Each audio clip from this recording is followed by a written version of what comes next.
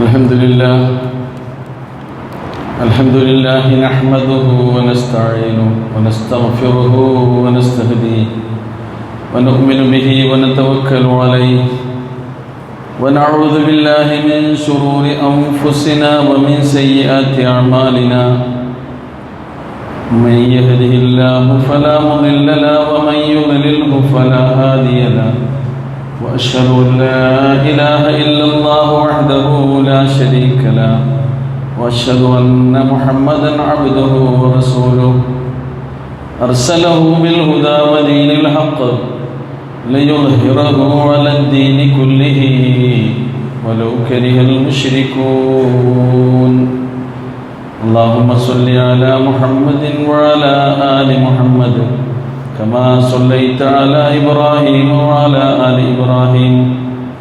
اللهم بارك على محمد وعلى آل محمد كما باركت على إبراهيم وعلى آل إبراهيم إنك حميد مجيد. أما بعد فإن أحسن الكلام كلام الله وخير السنن سنن محمد صلى الله عليه وسلم وشر الأمور محدثاتها وكل محدثة بدعة وكل بدعة ضلالة. يا أيها الذين آمنوا اتقوا الله حق تقاته ولا تموتن إلا وأنتم مسلمون. സ്നേഹാദരണീയരായ സഹോദരീ സഹോദരന്മാരെ, പ്രപഞ്ചപരിപാലകനായ അല്ലാഹു സുബ്ഹാനഹു വ തആലയുടെ നിയമനിർദ്ദേശങ്ങൾ ജീവിതത്തിൻ്റെ രഹസ്യവും പരസ്യവുമായ എല്ലാ സന്ദർഭങ്ങളിലും ഓർത്തുകൊണ്ട് പരമാവധി അതെല്ലാം നടപ്പിലാക്കാൻ പരിശ്രമിച്ചുകൊണ്ട് അല്ലാഹുവിൻ്റെ ഇഷ്ടദാസന്മാരായി ജീവിച്ചു മരിക്കാൻ തയ്യാറാവണമെന്ന് സ്വന്തത്തെ മറക്കാതെ ആദ്യമായി ഉണർത്തുകയാണ്. അല്ലാഹു സുബ്ഹാനഹു വ തആല നമുക്കിതിനെല്ലാവർക്കും തൗഫീഖ് നൽകി അനുഗ്രഹിക്കുമാറാകട്ടെ. പരിശുദ്ധ റമദാൻ സമാഗതമാവുകയാണ്. റമദാനിനെ സ്വീകരിക്കാൻ നമ്മുടെ ജീവിതത്തിൽ ഓരോ അവസരം കൂടി നമുക്ക് കൈവരികയാണ്. ലോകമെമ്പാടുമുള്ള മുസ്ലിങ്ങൾ റമദാനിന് മുമ്പ് തന്നെ അതിനെ വരവേൽക്കാനും എതിരേൽക്കാവാനും ഒക്കെയുള്ള ഒരുക്കത്തിലാണ്. ഏതൊരു കാര്യത്തിനും ഒരു മുന്നൊരുക്കം, പ്ലാനിങ് ഉണ്ടായാൽ അത് ലക്ഷ്യം നേടാൻ കാര്യങ്ങളെല്ലാം തന്നെ സുഖകരമാകുവാനും നമ്മെ സഹായിക്കുമെന്ന് നമ്മുടെ തന്നെ ജീവിതത്തിലെ ധാരാളം കാര്യങ്ങൾ നമുക്ക് ബോധ്യപ്പെടുത്തി തരുന്നുണ്ട്. നമ്മുടെ ഭൗതിക ജീവിതത്തിൽ എന്ത് നമ്മൾ ചെയ്യുകയാണെങ്കിലും ഒരു മുന്നൊരുക്കം, ഒരു പ്ലാനിങ്, ഒരു തയ്യാറെടുപ്പ് നമ്മൾ നടത്തും. അല്ലാഹു സുബ്ഹാനഹു വ തആല നമ്മുടെ ജീവിതത്തിൽ നമുക്ക് നൽകുന്ന അസുലഭങ്ങളായ അവസരമാണ് റമദാനിനെ പോലെയുള്ള മാസം. അത് വിശേഷപ്പെട്ട സമയമുണ്ട്, മഹത്തരമായ ദിവസങ്ങളുണ്ട്, അതേപോലെ തന്നെ മാസമുണ്ട്, പ്രദേശങ്ങളുണ്ട്. അള്ളാഹുവിൻ്റെ സൃഷ്ടികളിൽ തന്നെ ശ്രേഷ്ഠരായവരൊക്കെയുണ്ട്. അള്ളാഹുവിൻ്റെ സൃഷ്ടികളിൽ ശ്രേഷ്ഠരായവരാണ് മലക്കുകൾ.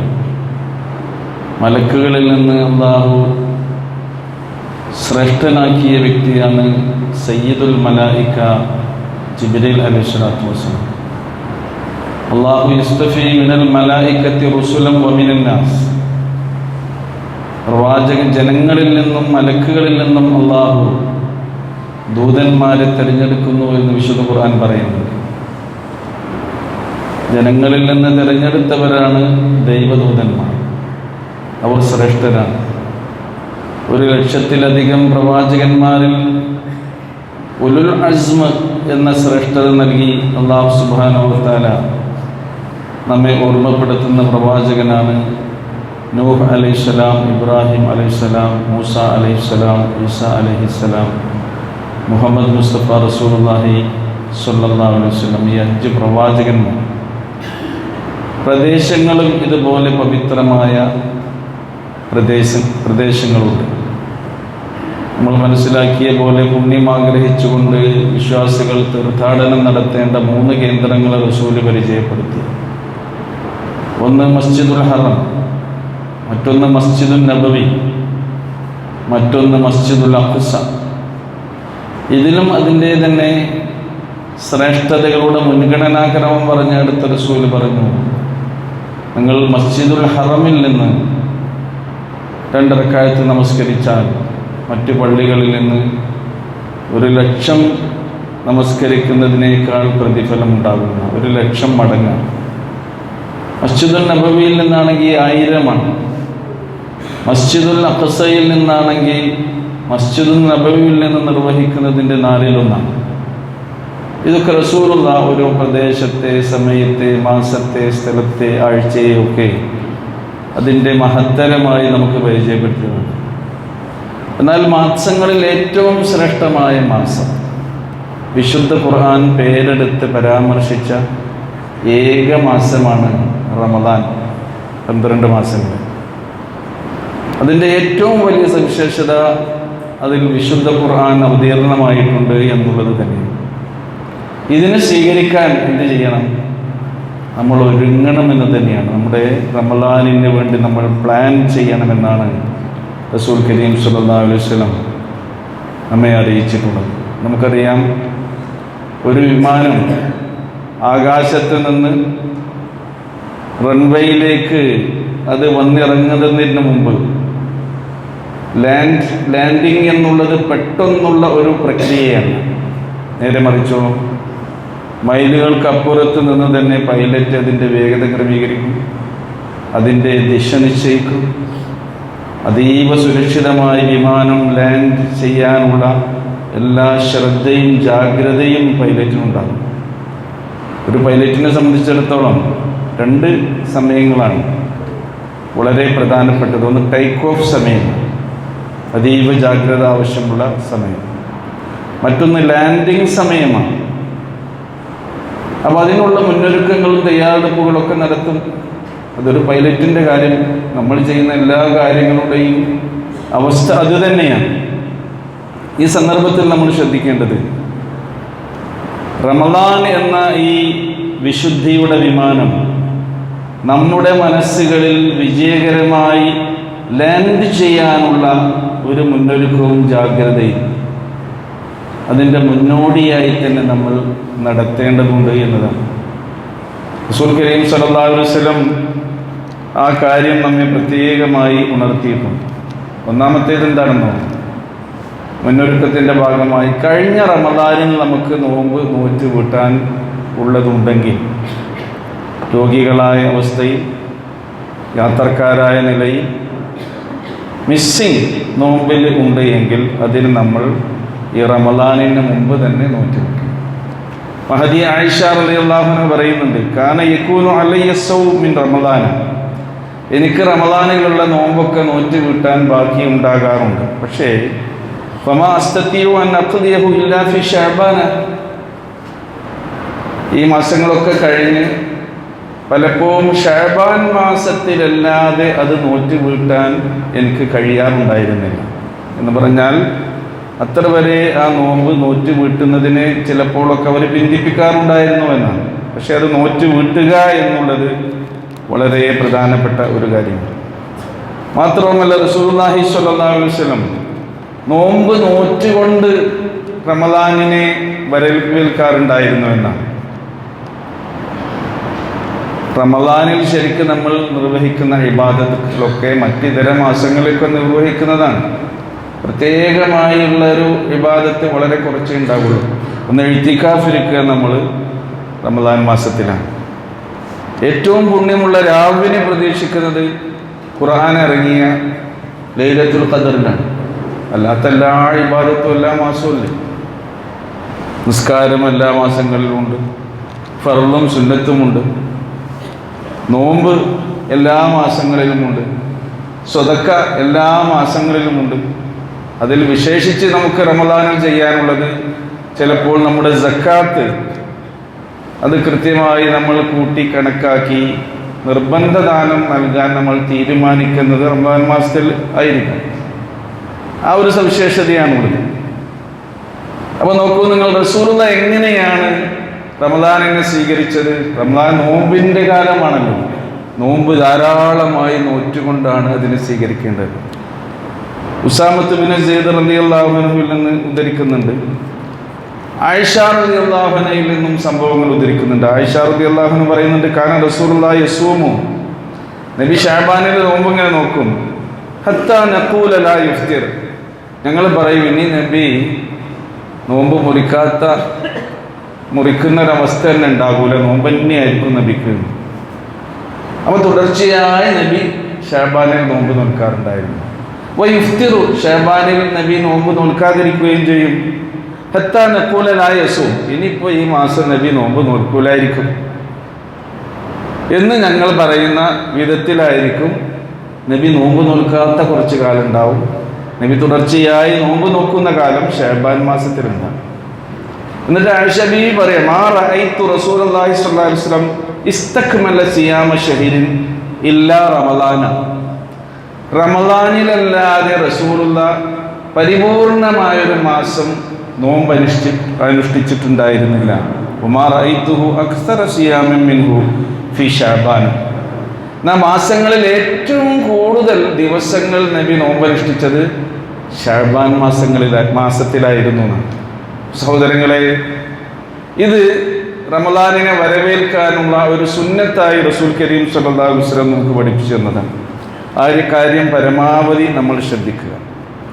അതേപോലെ തന്നെ ഉസാമത്ത് ബിൻ സെയ്ദ് റളിയല്ലാഹു അൻഹു നിന്ന് ഉദ്ധരിക്കുന്നുണ്ട്.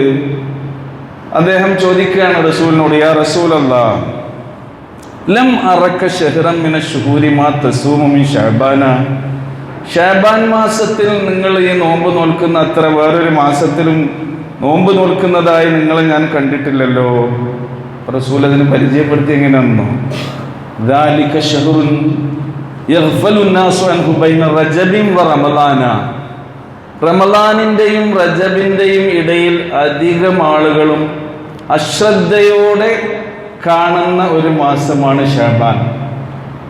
അപ്പോൾ ജനങ്ങളുടെ ഗഫലത്ത്, അപ്പോൾ അതൊക്കെ അങ്ങനെ കഴിഞ്ഞു കൂടിക്കോളും എന്നുള്ള നിലക്ക് അശ്രദ്ധമായി കളയുന്ന ഒരു മാസമാണത്. വഹുവ ശഹ്റുൻ, എന്നാൽ അതിൻ്റെ പ്രത്യേകത എന്താണെന്നോ, തുർഫഉ ഇലൈഹിൽ അഅമാലു ഇലാ റബ്ബിൽ ആലമീൻ, ആ മാസത്തിൽ ശഅബാനിൽ നമ്മുടെ എല്ലാം കർമ്മങ്ങൾ അള്ളാഹുവിൻ്റെ തിരുസവിധത്തിൽ സമർപ്പിക്കപ്പെടുന്ന, സബ്മിറ്റ് ചെയ്യപ്പെടുന്ന ഒരു മാസമാണത് എന്ന് റസൂൽ കരീം സ്വല്ലല്ലാഹു അലൈഹി വസല്ലം നമ്മെ ഉണർത്തുകയുണ്ടായി. അതിനാൽ ഫഅഹബ്ബു അൻ യുർഫഅ അമലി വ അന സായിം, ഞാൻ നോമ്പുകാരനായിരിക്കെ എൻ്റെ കർമ്മങ്ങൾ അള്ളാഹുവിൻ്റെ അരികിലേക്ക് ഉയർത്തപ്പെടട്ടെ എന്നാണ് ഞാൻ ആഗ്രഹിക്കുന്നതെന്ന് റസൂലുള്ള പറയുകയുണ്ടായി.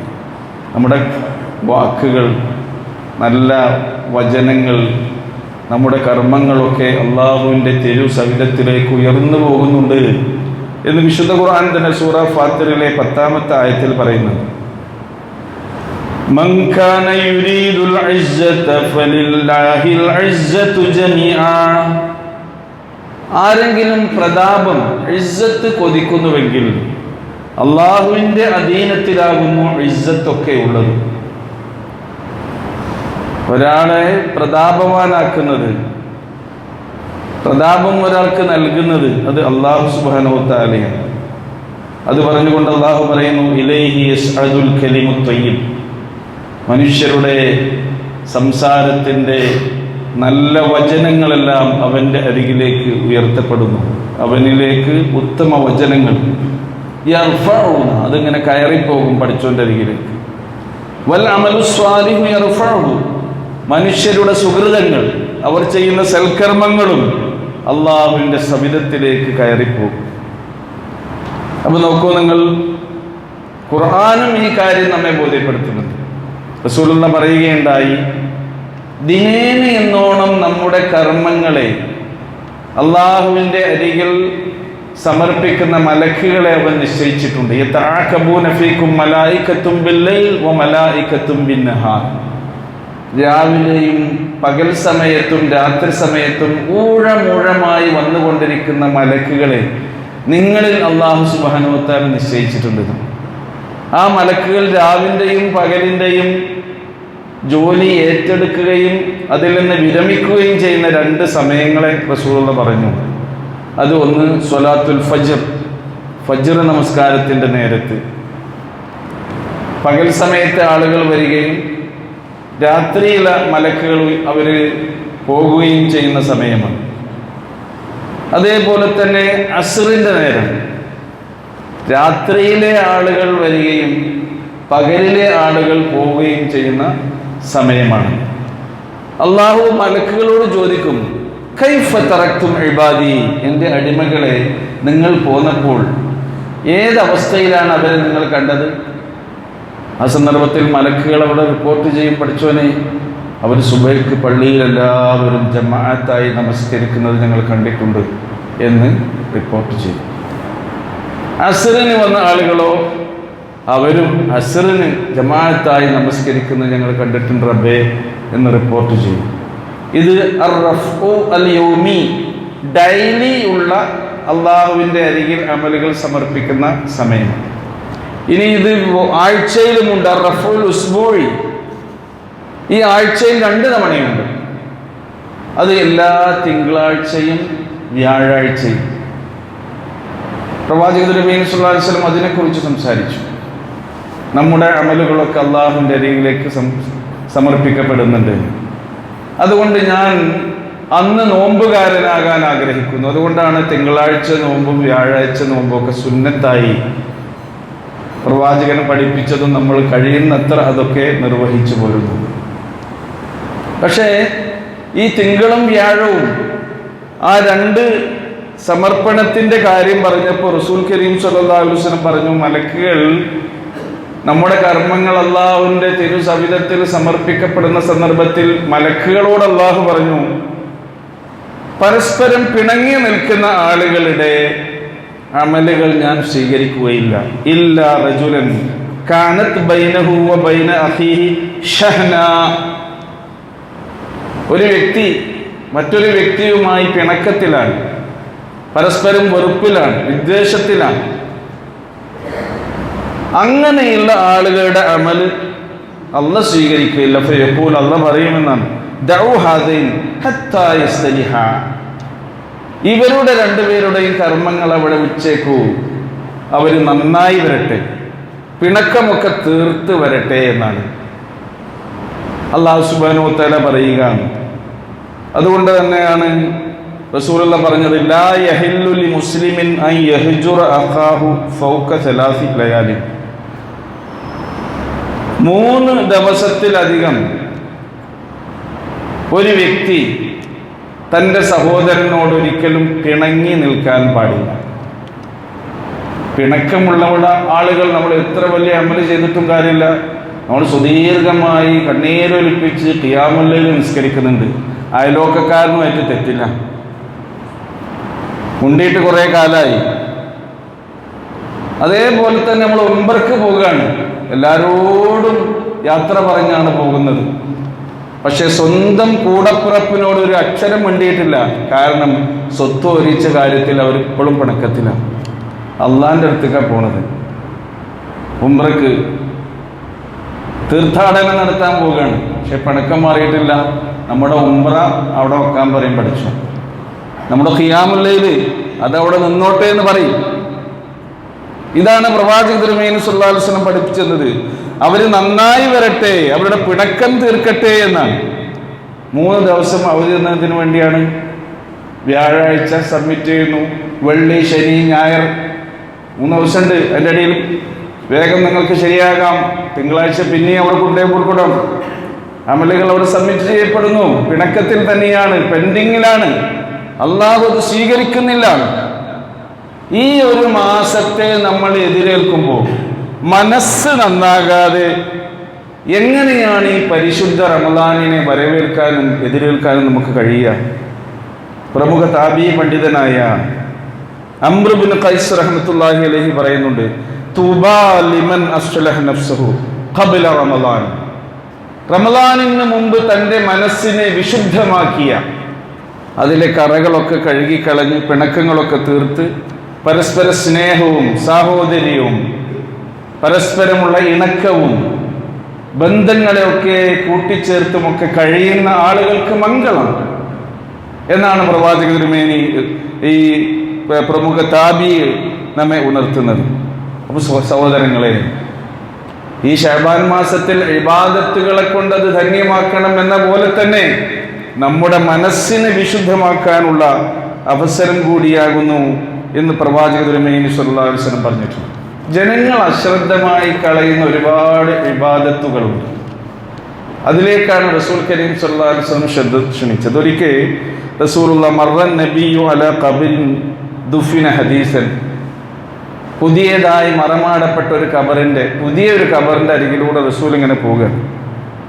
ആ സന്ദർഭത്തിൽ അവിടുന്ന് പറഞ്ഞു, റകഅത്താനി ഖഫീഫത്താനി മിമ്മാ തഹ്ഖിറൂന വതംഫിലൂൻ, നിങ്ങൾ സുന്നത്തായി നമസ്കരിക്കുന്ന ഹ്രസ്വമായ 2 റക്അത്ത് നിസ്കാരമുണ്ട്, എന്നാൽ നിങ്ങളത് നിസ്സാരമായിട്ടാണ് കാണുന്നത്. എന്നാൽ അതിൻ്റെ മഹത്വം എത്രയാണെന്നോ, യസീദുഹുമാ ഹാദാ ഫി അമലിഹി അഹബ്ബു ഇലൈഹി മിൻ ബഖിയത്തി ദുനിയാക്കും, നിങ്ങളുടെ അവശേഷിക്കുന്ന ദുനിയാവിലെ എല്ലാ സൗകര്യങ്ങളെക്കാളും ഏറ്റവും പ്രിയപ്പെട്ടതായി നിങ്ങൾക്ക് നിർവഹിക്കാൻ കഴിയുന്ന ഏറ്റവും ഇഷ്ടമുള്ള ഒരു അമലായിട്ട്, അള്ളാഹു സ്വീകരിക്കുന്ന അമലായിട്ടാണ് ഈ 2 റക്അത്ത് ഹ്രസ്വമായ നിസ്കാരം എന്ന് പറഞ്ഞാൽ റക്അത്തൈനി ഖഫീഫത്തൈനി ഖബ്ലൽ ഫജ്ർ, ഫജ്റിന് മുമ്പുള്ള 2 റക്അത്ത് നിസ്കാരം സുന്നത്ത്. ഫർളിൻ്റെ കാര്യം നമ്മൾ പറഞ്ഞു, അത് റിപ്പോർട്ടിങ്ങിൽ പെടും. അപ്പോൾ ഈ 2 റക്അത്ത് സുന്നത്ത് നിസ്കരിക്കണമെങ്കിൽ എന്ത് വേണ്ടിവരും? ഫജ്റിൻ്റെ കുറച്ച് മുമ്പ് നമ്മൾ എഴുന്നേൽക്കേണ്ടി വരും. അപ്പോൾ നിശാന്ത്യ വേളയിലുള്ള നമ്മുടെ നമസ്കാരം, വിത്തർ നമസ്കാരം, തഹജ്ജുദ് നിസ്കാരം, ഇത് റമളാനിൻ്റെ മാത്രം നിസ്കാരമല്ല. ഫജ്റിലെ ജമാഅത്ത് റമളാനിൽ മാത്രം അത്താഴം കഴിച്ച് ഇനിയിപ്പോൾ ഏതായാലും കിടക്കാൻ നേരമില്ല, 2 റക്അത്ത് നിസ്കരിച്ചിട്ട് ഉറങ്ങാം എന്ന നിലയിൽ കാണേണ്ട ഒരു നിസ്കാരമല്ല. എല്ലാ ജീവിത സമയങ്ങളിലും നമ്മൾ നിർവഹിക്കേണ്ട നിർബന്ധവും സുന്നത്തുമായ നമസ്കാരങ്ങളാകുന്നു ഇത് എന്നാണ് ഇസ്ലാം നമുക്ക് പഠിപ്പിച്ചിരുന്നത്. നമ്മുടെ ഇബാദത്തിനെയൊക്കെ അങ്ങനെ തന്നെ നമ്മൾ കാണണമെന്നാണ് ഈ സന്ദർഭത്തിൽ സൂചിപ്പിക്കാനുള്ളത്. ദാലിക ശഹ്റുൻ യഗ്ഫലു നാസു അൻഹു എന്ന് പറഞ്ഞു. റമളാൻ വരുമ്പോൾ അതിൻ്റെ മുമ്പ് തന്നെ എന്ത് ചെയ്യുക? ഇപ്പോൾ തന്നെ നമ്മൾ ഫജ്ർ, അതിൻ്റെ മുമ്പുള്ള 2 റക്അത്ത് സുന്നത്ത് നമുക്ക് വേണം. ജമാഅത്തായിട്ട് സുബൈ നിസ്കരിച്ച ശീലം നമ്മൾ തുടങ്ങണം. റമളാനിനെ സ്വീകരിക്കാനുള്ള വഴിയാണ്. വിശ്വാസികളുടെ സ്വഭാവമായി ഖുർആൻ പറയുന്നുണ്ട്, കാനൂ ഖലീലം മിനൽ ലൈലി മാ യഹ്ജഊൻ വബിൽ അസ്ഹാരി ഹും യസ്തഗ്ഫിറൂൻ. രാത്രി സമയങ്ങളിൽ അവർ മുഴുവൻ കടന്നുറങ്ങുന്നവരല്ല, ഉറക്കമൊഴിച്ച് എഴുന്നേറ്റ് അള്ളാഹുവിൻ്റെ മുമ്പിൽ നിന്ന് നമസ്കരിക്കുന്നവരാണ്. അത്താഴ നേരങ്ങളിൽ അള്ളാഹുവിനോട് അവർ പാപമോചനം തേടുന്നവരാണ് എന്ന് വിശ്വാസികളുടെ സ്വഭാവമായി ഖുർആൻ എടുത്ത് പറയുന്നു. അള്ളാഹുവിൻ്റെ മുമ്പിൽ സുജൂദ് ചെയ്തുകൊണ്ട് പ്രാർത്ഥനകൾ അധികരിപ്പിച്ചുകൊണ്ട് കഴിയാനുള്ള കാലമാണ് ആ നേരം എന്ന് പറയുന്നുണ്ട്. അഖ്റബു മിമ്മാ യകൂനു മിർ റബ്ബിഹി വഹുവ സാജിദുൻ, അഖ്റബു മിമ്മാ യകൂനുൽ അബ്ദു മിൻ റബ്ബിഹി, അള്ളാഹുവിൻ്റെ ഒരടിമ തൻ്റെ റബ്ബിനോട് ഏറ്റവും കൂടുതൽ സമീപസ്ഥനായി നിൽക്കുന്ന സന്ദർഭം അവൻ സുജൂദിൽ കിടക്കുമ്പോഴാണ്. ഫഅക്സിറു അദ്ദുആ, അതുകൊണ്ട് വിശ്വാസികളെ നിങ്ങൾ ആ സന്ദർഭത്തിലൊക്കെ പ്രാർത്ഥന അധികരിപ്പിക്കുവിൻ എന്നാണ് റസൂലുള്ളാഹി നമ്മെ പഠിപ്പിച്ചത്. സഹോദരങ്ങളെ, ഇനി ഒരു വെള്ളിയാഴ്ച കൂടി കഴിഞ്ഞാൽ പിന്നീടുള്ള വെള്ളിയാഴ്ച നമ്മൾ റമളാൻ മാസത്തിലാണ് ഒരുമിച്ച് കൂടുന്നത്. ഇത്ര അടുത്ത് നമ്മുടെ അരികിൽ വന്നെത്തി നിൽക്കുകയാണ് പരിശുദ്ധ റമളാൻ. നമ്മൾ ഇപ്പോൾ തന്നെ പ്ലാൻ ചെയ്യുക, റമളാനിൻ്റെ എൻ്റെ പകലുകൾ എങ്ങനെ ഞാൻ ചെലവഴിക്കും, റമളാനിലെ എൻ്റെ രാത്രികൾ എങ്ങനെ നാം ചെലവഴിക്കും. ചെയ്യാൻ എമ്പാടും ഫർളും സുന്നത്തുമായ സുഹൃതങ്ങളുടെ ഒരു നീണ്ട പട്ടിക തന്നെ നമ്മുടെ മുമ്പിൽ പ്രവാചകൻ്റെ മാതൃകയായിട്ടുണ്ട്. പരമാവധി കഴിയുന്ന വിധം അവയൊക്കെ നടപ്പിലാക്കാൻ പരിശ്രമിച്ചുകൊണ്ട് അനുഗ്രഹീതമായ ഈ മാസത്തെ വരവേൽക്കാൻ തയ്യാറാവുക. അല്ലാഹു സുബ്ഹാനഹു വ തആല നമ്മെ അനുഗ്രഹിക്കുമാറാകട്ടെ.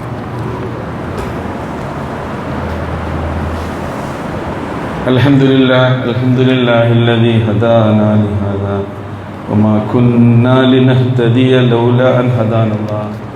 അല്ലാഹുമ്മ സ്വല്ലി അലാ മുഹമ്മദിൻ വഅലാ ആലി മുഹമ്മദ് കമാ സ്വല്ലൈത അലാ ഇബ്രാഹീം വഅലാ ആലി ഇബ്രാഹീം ഇന്നക ഹമീദും മജീദ്. ഇത്തഖുല്ലാഹ ഇബാദല്ലാഹ്. പ്രിയമുള്ള സഹോദരന്മാരെ, അല്ലാഹുവിൻ്റെ വിധിവിലക്കുകൾ അനുസരിച്ച് ജീവിതത്തെ ചിട്ടപ്പെടുത്താൻ ശ്രദ്ധിക്കണമെന്ന് ഒരിക്കൽ കൂടി ഉണർത്തുകയാണ്. റഹ്മാനായ റബ്ബേ, അതിന് ഞങ്ങൾക്കെല്ലാവർക്കും നീ തൗഫീഖ് നൽകി അനുഗ്രഹിക്കണം. നമസ്കാരത്തിൻ്റെ കാര്യത്തെക്കുറിച്ച് റസൂൽ കരീം സല്ലല്ലാഹു അലൈഹി വസല്ലം സംസാരിക്കവേ ഒരിക്കൽ പറയുകയുണ്ടായി, സുന്നി സ്വലാത്ത മുവദ്ദിഅ, നീ ഈ ദുനിയാവിൽ നിന്ന് വിടവാങ്ങുന്നവനാണെന്ന ബോധത്തോടെ നീ നിസ്കരിക്കുന്നു. നമ്മുടെ ഇന്നത്തെ ജുമുഅ ഇത് നമ്മുടെ അവസാനത്തെ ജുമുഅയാകാം എന്നൊരു മനസ്സ് ജുമുഅ നിസ്കരിക്കുമ്പോൾ നമുക്കുണ്ടെങ്കിൽ എന്തുണ്ടാകും? മനസ്സിലെ ഭക്തിക്ക് പിന്നെ വേറെ അങ്ങോട്ടും പോകണ്ട, നല്ല ഏകാഗ്രത കിട്ടും, നല്ല ഓർമ്മ ഉണ്ടാകും, പ്രാർത്ഥനയൊക്കെ ശരിക്ക് ഹൃദയത്തിൽ തട്ടി പുറത്തു വരും. അത് റസൂലുള്ളാഹി സ്വല്ലല്ലാഹു അലൈഹി വസല്ലം പറഞ്ഞു. നമ്മുടെ മരണം എപ്പോഴായിരിക്കും? ഈ പറഞ്ഞ ഏതെങ്കിലും ഒരു വക്തിൻ്റെ ഇടയിലാകും. നമ്മൾ അവസാനം ഒരു നിസ്കാരം നമ്മളുടെ നിസ്കരിച്ചിട്ടുണ്ടാകും.